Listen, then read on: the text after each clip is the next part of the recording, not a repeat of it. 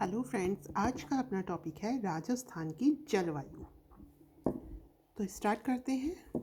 देखिए, बेसिकली जो राजस्थान है उसके दक्षिण में बांसवाड़ा से कर्क रेखा गुजरती है। तो यदि हम देखें तो ये इक्वेटर है, भूमध्य रेखा। भूमध्य रेखा के ऊपर आती है कर्क रेखा, नीचे आती है मकर रेखा। तो ये जो क्षेत्र होता है ये कैसा होता है? उष्ण क्षेत्र। तो जो अधिकतर राजस्थान है वो कर्क रेखा के ऊपर आता है। तो ये क्षेत्र कैसा होगा? ये क्षेत्र होगा उपोष्ण क्षेत्र। तो ये उपोष्ण क्षेत्र है। यहाँ पर जो वर्षा है वो भी कैसी होती है? कम, और कुछ स्थानों पर अधिक होती है, वो हम आगे देखते हैं। तो अब हम देखते हैं कि राजस्थान की जलवायु को प्रभावित करने वाले कारक कौन कौन से हैं। इस पर भी क्वेश्चन आ जाता है, अभी फर्स्ट ग्रेड में आया था इस पर एक क्वेश्चन कि निम्न में से कौन सा कारक राजस्थान की जलवायु को प्रभावित करता है। तो अच्छे से समझ लीजिएगा। पहला है अक्षांशीय स्थिति। तो जैसा कि मैंने अभी आपको स्टार्टिंग में ही बताया कि जो धरती है उसके ऊपर जो सूर्य की रोशनी है, ठीक है, उससे वहाँ की वो जो पड़ती है उससे वहाँ की जलवायु प्रभावित होती है। तो अभी मैंने आपको बताया था कि क्योंकि भूमध्य रेखा पर सूर्य की किरणें सीधी पड़ती हैं, इसलिए वहाँ की जो जलवायु है वह कैसी है? उष्ण आर्द्र है। उष्ण आर्द्र है। जैसे जैसे हम पोल्स की तरफ जाते हैं, ध्रुवों की ओर जाते हैं, जो जलवायु है वो कैसी होती जाती है? ठंडी होती जाती है। ठीक है, तो इसका मतलब किसी भी क्षेत्र की जलवायु किस पर निर्भर करेगी? उसकी अक्षांशीय स्थिति पर निर्भर करेगी। राजस्थान की अक्षांशीय स्थिति क्या है? 23 डिग्री 3 मिनट से 30 डिग्री 12 मिनट, जो कि किस में आया? उपोष्ण कटिबंध में। अभी मैंने आपको बताया। तो अर्थात अक्षांशीय स्थिति पर जलवायु डिपेंड कर रही है। दूसरा है समुद्र तल से दूरी। अपने राजस्थान की जलवायु कैसी है? महाद्वीपीय, क्योंकि यहाँ पर समुद्र आसपास में है ही नहीं। आपने देखा होगा जो समुद्र किनारे के जो प्रदेश होते हैं उनकी जलवायु एक सी होती है, मतलब वहाँ सर्दी गर्मी में अधिक अंतर नहीं होता, क्योंकि जो जल है वो देर से ठंडा होता है, देर से गर्म होता है। ठीक है, तो इस वजह से वहाँ की जलवायु में अधिक तापमान में अंतर नहीं प्राप्त होता। तो जो राजस्थान है उससे काफ़ी दूरी पर है समुद्र, तो इस वजह से समुद्र तल से दूरी, क्योंकि यहाँ ये कैसी है? महाद्वीपीय जलवायु पाई जाती है, इस वजह से यहाँ पे गर्मी अधिक होती है और सूखा अधिक होता है, अर्थात वर्षा कम होती है। तो दूसरा कारक क्या हुआ? समुद्र तल से दूरी। आगे है उच्चावच। उच्चावच का अर्थ है कि समुद्र तल से ऊंचाई कितनी है। इसमें हम वर्णित कर सकते हैं कि किसी स्थान पर निचाई है, ठीक है, कहीं पर हमारी अरावली पर्वतमाला है जो कि ऊंचाई पर स्थित है, कहीं हमारा हाड़ौती का पठार है। तो जो उच्चावच है उस पर भी जलवायु निर्भर करेगी। तो किसी जगह की जलवायु अधिक गर्म है, किसी जगह की कुछ उसके कंपैरिजन में हल्की है। अब जो अरावली पर्वतमाला है उसी के ही कारण जलवायु में अंतर दिखाई देता है। हाड़ौती का जो पठार है वहाँ पर गर्मी कुछ अधिक प्राप्त होती है। ठीक है, तो उच्चावच का भी प्रभाव पड़ता है समुद्र तल से ऊंचाई के कारण। उससे अगला है मानसूनी व चक्रवाती हवाएं। देखिए, मेनली 3 प्रकार की अरब सागर से हवाएं चलती हैं, बंगाल की खाड़ी से और पछुआ पवनी। जब जब जो सूर्य है, जब हमारे ग्रीष्म काल होता है तब सूर्य किधर होता है? उत्तरायण होता है। तो अरब सागर से इधर से ये पवनें इधर को चलती हैं, ठीक है, किधर चलती हैं? राइट साइड को चलती हैं। लेकिन क्या होता है, ये हमारे ज़्यादा वर्षा नहीं कर पाती, इससे वर्षा नहीं होती, क्योंकि अरावली के समांतर होती हैं। बंगाल की खाड़ी से जो पहुंचने वाली जो हवा है, ऐसे पहुंचेगी बंगाल की खाड़ी से होकर, तो ये जो हवाएं हैं इनमें भी नमी कम हो जाती हैं। कुछ वर्षा यहाँ पर किससे होती है? लेकिन फिर भी वर्षा किससे हो रही है? बंगाल की खाड़ी के मानसून से।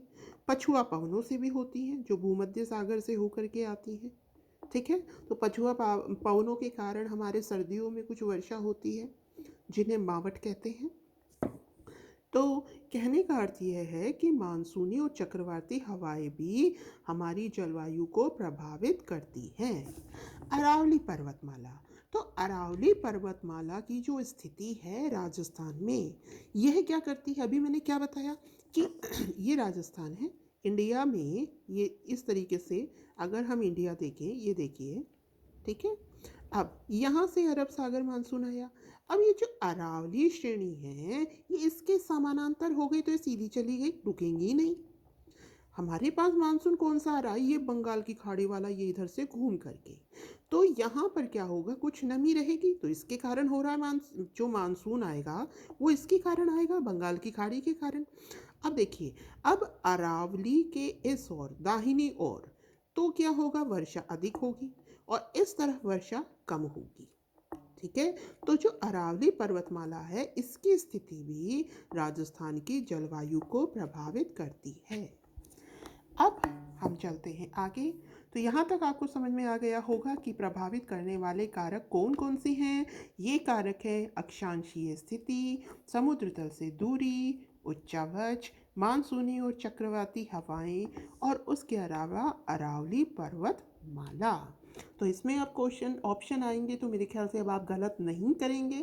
फिर देख लीजिए, अक्षांशीय स्थिति, समुद्र तल से दूरी, उच्चावच, मानसूनी एवं चक्रवाती हवाएं। अब चलते हैं आगे।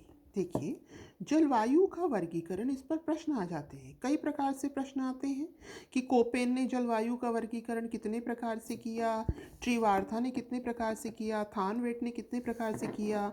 उनका ये सिंबल दे देते हैं कि इस एरिया में कौन सी जलवायु पाई जाएगी। तो अब हम इसको देखते हैं। चलिए, कोपेन ने इस अनुसार 4 प्रकार से राजस्थान की जलवायु का वर्गीकरण किया, 4 पार्ट में डिवाइड किया। यहाँ सबसे पहला है AW। AW, यहाँ पर AW है उष्णकटिबंधीय आर्द्र, ठीक है। यह मैं आपको थोड़ा चित्र में दिखाती हूँ कहाँ कैसे है, और साथ में इसको भी देखते चलते हैं। देखिए, ये रहा, ठीक है। ये है इसका वर्गीकरण। अब पहले इसको पढ़ते हैं, फिर आगे देखेंगे। AW, A का यहाँ तात्पर्य है उष्णकटिबंधीय आर्द्र। उष्णकटिबंधीय वही हम यहाँ से देखते हैं कि जो भूमध्य रेखा के निकट है वो उष्ण है, उष्णकटिबंधीय आर्द्र। जो B है ये शुष्क जलवायु वाला क्षेत्र है। B कौन सा है? शुष्क जलवायु, ठीक है। फिर उसके आगे चलिए, उष्ण हो गया, शुष्क हो गया, फिर आर्द्र उपोष्ण मध्य जलवायु। तो यहाँ देखिए, ये जो हिस्सा है, यहाँ पर ये जो हिस्सा है ये कोपेन का ही है। ये जो हिस्सा है बांसवाड़ा से हमारी कर्क रेखा गुजरती है ना। तो यहाँ जो कुछ कुछ हिस्सा है ये उष्ण कटिबंध वाला आ गया, फिर उपोष्ण आएगा। तो यहाँ पर क्या है? यहाँ पर आपका पठारी इलाका भी है। ये जो इस हिस्सा है दोस्तों, ये आपका बांसवाड़ा, यह डूंगरपुर, यह चित्तौड़गढ़, यह प्रतापगढ़, है ना।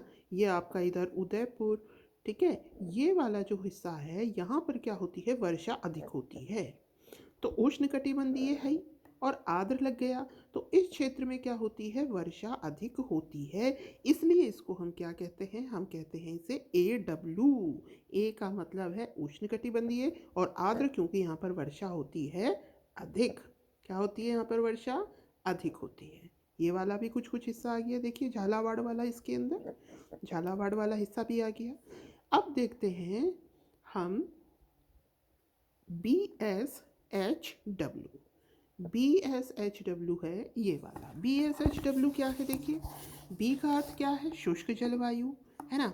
BS जब लग जाता है वो कहलाती है स्टेपी तुल्य। कैसी? स्टेपी तुल्य। और BW होती है मरुस्थलीय। तो मरुस्थलीय जलवायु किधर पाई जाएगी? मरुस्थलीय यहाँ पर है, यहाँ पर, ठीक है।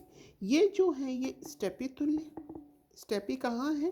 फ्रांस में। तो उनके जैसा कुछ कुछ यहाँ पर जलवायु पाई जाती है।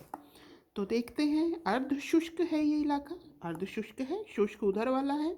तो BSHW अर्ध शुष्क स्टेपी। कौन कौन से स्टेट्स आते, सॉरी डिस्ट्रिक्ट्स आते हैं? जालोर, नागौर, जोधपुर, बाड़मेर, सीकर, चूरू, झुंझुनू। देखिए ये इलाका देखिए, है ना।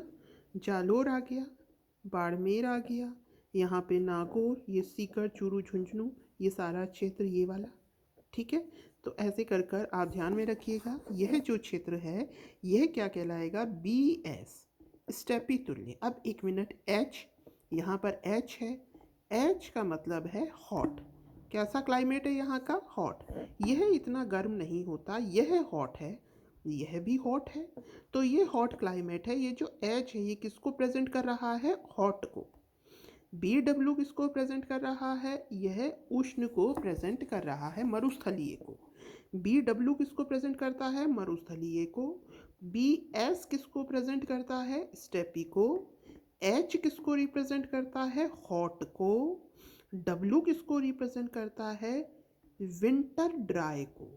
तो यहाँ पर विंटर ड्राई है, बारिश कब होती है, समर में होती है, ग्रीष्म ऋतु में होती है। तो ये जो क्षेत्र हैं आपके, भाई आपका बाड़मेर हुआ, जालोर हुआ, यहाँ थोड़ा सिरोही भी है ना, और यहाँ पर फिर आपका नागौर, कुछ जोधपुर, ठीक है, ये सारा जोधपुर वाला हिस्सा, ये आपका सीकर, चूरू, ये झुंझुनू, चूरू। ठीक है, तो ये जो सारा हिस्सा आ रहा है ये किसके अंतर्गत आ रहा है, ये आ रहा है BSHW में। फिर याद रखिएगा, BS है स्टेपी और BW है मरुस्थलीय। H का मतलब होता है हॉट और W का मतलब होता है विंटर ड्राई, मतलब यहाँ पे विंटर सूखा होता है। तो इसके साथ साथ हमने इसको भी बता दिया कि BW मरुस्थलीय है, ये जो क्षेत्र है ये हॉट है ही, और यहाँ पर बारिश कब होती है, समर में होती है, विंटर ड्राई रहती है। तो इसमें देखिए, इसमें कुछ हिस्सा ये आपका कौन सा आएगा, ये आपका पूरा जैसलमेर आ गया, बीकानेर आ गया, ठीक है, बाड़मेर का भी कुछ कुछ हिस्सा आएगा, ठीक है, और फिर बाद में ये गंगानगर आ गया आपका, गंगानगर, ठीक है। तो ये जो सारा हिस्सा है ये कहाँ पे आता है, BWHW, जो कि कैसी होती है, शुष्क मरुस्थलीय। ये कैसी है, शुष्क मरुस्थलीय, इसमें बारिश कम होती है। ये कैसी होती है दोस्तों, शुष्क मरुस्थलीय। ये कैसी होती है, अर्ध शुष्क कह सकते हैं इसको, या इसको स्टेपी कह सकते हैं। ये है गंगा तुल्य, ये मैदानी भाग है, यह मैदानी भाग है। तो यह गंगा तुल्य, या इसको उपोष्ण कटिबंधीय आर्द्र भी कहते हैं। तराई का क्षेत्र है, नदियां जाता है, तो उपोष्ण कटिबंध में तो ये आ ही रहा है, और आर्द्र। अब देखिए, अलवर है, भरतपुर है ना, ये वही भरतपुर, धौलपुर, सवाई माधोपुर, ठीक है, ये आपका कुछ कोटा, और यहाँ दौसा, ठीक है। तो ये जो सारा क्षेत्र है ये मैदानी क्षेत्र के अंतर्गत आ जाएगा। ये देखिए यहाँ से, ये कुछ इसका, ये भीलवाड़ा, चित्तौड़, ये कुछ कुछ हिस्सा यहाँ पर ये आ रहा है। तो ये किसके अंतर्गत आएगा, CWG, गंगा का मैदान, जहाँ पे नदियों का क्षेत्र है, ठीक है, अधिक, वहाँ पर, ठीक है। टोंक, दौसा, ये सारा ये वाला क्षेत्र इसके अंतर्गत आ जाएगा, है ना। तो ये आप थोड़ा सा इसकी प्रैक्टिस कीजिएगा, कैसे क्या है CWG। और ये दोबारा इसको देख लीजिए थोड़ा, जो A है वो उष्ण कटिबंधीय आर्द्र को रिप्रेजेंट करता है, B शुष्क जलवायु को, C आर्द्र उपोष्ण को, S का मतलब होता है समर ड्राई, W का मतलब होता है विंटर ड्राई, H का मतलब होता है हॉट क्लाइमेट, और G गंगा का मैदान। BS होती है स्टेपी तुल्य, BW होती है मरुस्थलीय, कैपिटल W होता है कैपिटल S। तो अगर हम स्मॉल s करें तो ये समर ड्राई होता है, कैपिटल S अगर आ गया तो ये क्या होता है, ये BS बनता है स्टेपी तुल्य, और जो BW होता है ये होता है मरुस्थलीय। अब आगे है ट्री वार्था का और थानवेट का, जो अगले वीडियो में करेंगे। Thank you, have a nice day.